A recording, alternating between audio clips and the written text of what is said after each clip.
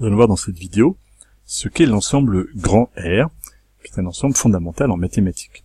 Nous allons commencer par donner la définition. On appelle grand R l'ensemble de tous les nombres réels, d'où le nom grand R pour réel.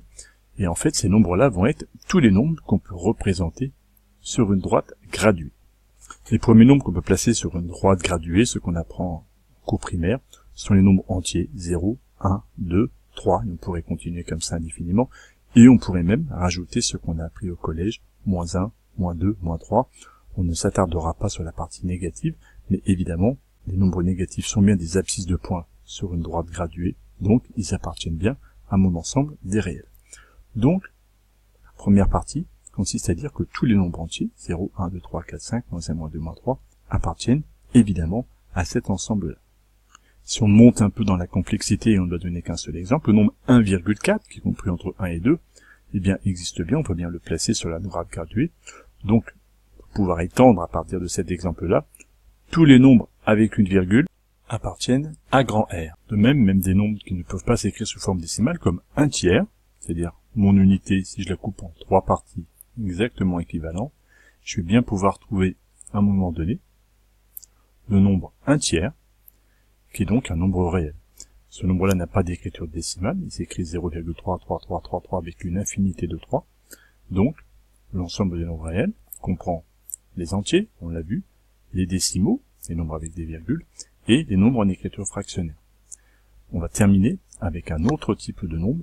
Par exemple, sur ma droite graduée, je construis ici, cette figure-là, un triangle rectangle de côté 1, l'angle droit, et 1 ici, en appliquant le théorème de Pythagore.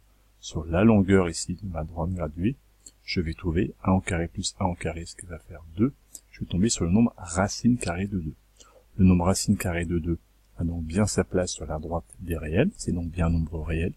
Et on pourrait montrer, on est hors programme, que racine carrée de 2 n'est ni un entier, ni un décimal, ni un nombre en écriture fractionnaire. On appellera ça un irrationnel. Cette explication est un petit peu à la limite du programme. On retient simplement que l'ensemble R de tous les réels comprend tous les nombres entiers, il manque un S, les nombres décimaux avec des virgules, les nombres en écriture fractionnaire, 1 tiers, 2 tiers, 1 septième, etc. Et tous les autres nombres connus qui ne se mettent pas sous forme de fraction, les nombres moins sympathiques, racine carrée de 2, racine carrée de 3, pi, etc., les irrationnels. En résumé, en fait, pour faire simple, on va appeler grand R l'ensemble de tous les nombres connus au collège. Attention au niveau de la notation, lorsqu'on écrira l'ensemble grand R des réels, on mettra bien 2 barres verticales, comme pour tout ensemble de nombres en mathématiques. Donc attention, 2 barres verticales pour symboliser l'ensemble des réels. Pour dire que le nombre 3 est un nombre réel, on pourra écrire que 3 appartient, le symbole euro avec une seule barre, à grand R. Si on veut définir tous les nombres réels sauf un nombre, par exemple le nombre 3, on pourra écrire grand R moins entre accolades 3, ou bien grand R, anti-slash, 3, entre accolades.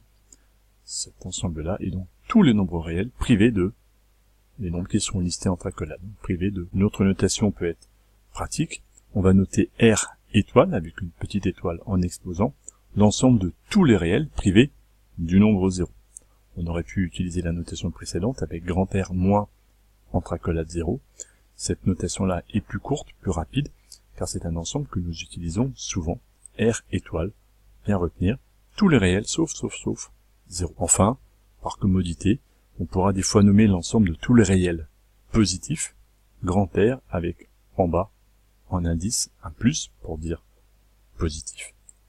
Et de la même façon, grand R avec un moins en indice, les nombres, les réels négatifs. On pourra dire par exemple que le nombre 3 appartient à grand R plus, mais que 3 n'appartient pas, le symbole appartient barré à R moins. 3 est positif, il n'appartient pas à R moins.